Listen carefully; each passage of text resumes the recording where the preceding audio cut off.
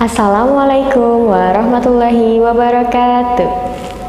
Hello my students, how are you today? I hope you are doing well.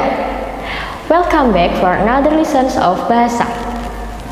But before we start our lessons today, let's pray basmalah first.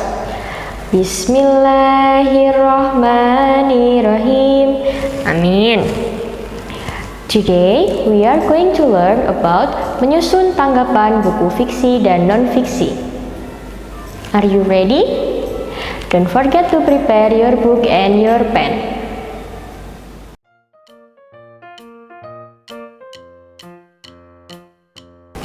Menyusun tanggapan buku fiksi dan non-fiksi. Setelah pada pertemuan yang sebelumnya kita belajar mengenai menyusun peta pikiran, nah untuk hari ini kita akan belajar untuk menyusun atau membuat tanggapan buku fiksi dan non-fiksi. Tanggapan ini sering disebut juga dengan resensi. Jadi dengan kata lain, hari ini kita akan belajar membuat resensi. Ada 5 langkah dalam penyusunan tanggapan buku fiksi dan non-fiksi, yaitu jenis buku, keaslian ide, bentuk, isi dan bahasa, dan yang terakhir atau yang kelima yaitu simpulan. Kita akan membahasnya satu persatu. Yang pertama, jenis buku. Tentunya sebelum kita membuat suatu tanggapan, kita harus perhatikan terlebih dahulu jenis buku yang akan kita buat tanggapannya berjenis apa. Ataukah jenis buku ini berupa buku fiksi ataupun buku non-fiksi. Langkah yang kedua yaitu keaslian ide. Nah, setelah kita melihat jenis buku tadi, kita tentunya juga harus melihat keaslian idenya. Kita baca sekilas apakah buku ini berisi benar-benar ide asli dari penulis atau hasil jiplakan atau hasil review dari buku lain. Yang ketiga yang harus kita perhatikan yaitu bentuk buku.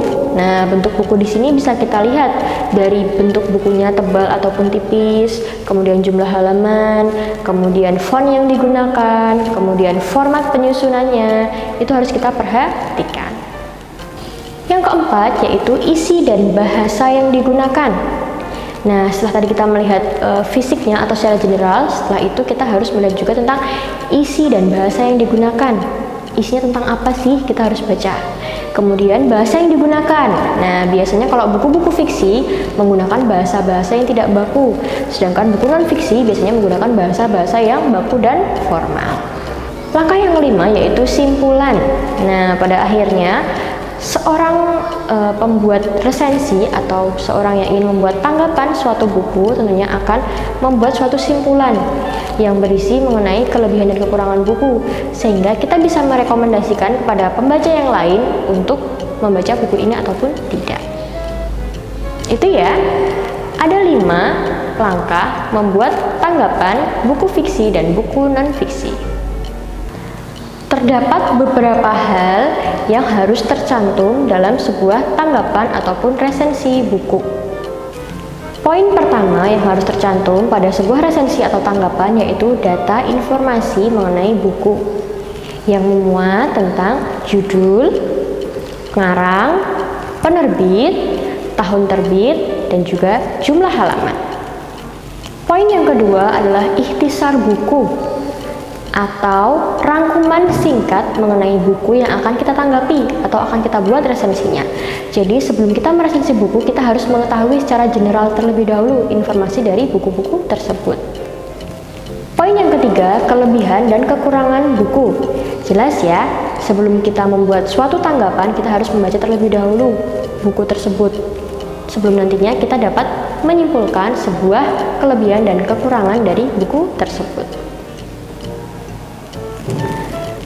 Poin yang keempat yaitu simpulan.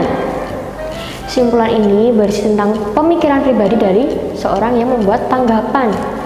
Isinya bisa berupa himbauan kepada pembaca lain, kemudian kritik saran kepada penulis. Nah, itu tadi akan digunakan oleh pembaca lain untuk melihat seberapa besar buku itu direkomendasikan ataupun tidak. Itu ya, poin-poin yang harus ada dalam sebuah tanggapan ataupun resensi. Itu tadi penjelasan dari Bunda. Anak-anak pasti sudah paham ya? Jika anak-anak masih ada yang ditanyakan, anak-anak bisa langsung menghubungi Bunda Esti.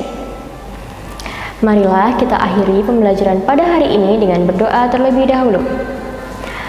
Before we close our lessons today, let's pray hamdalah together.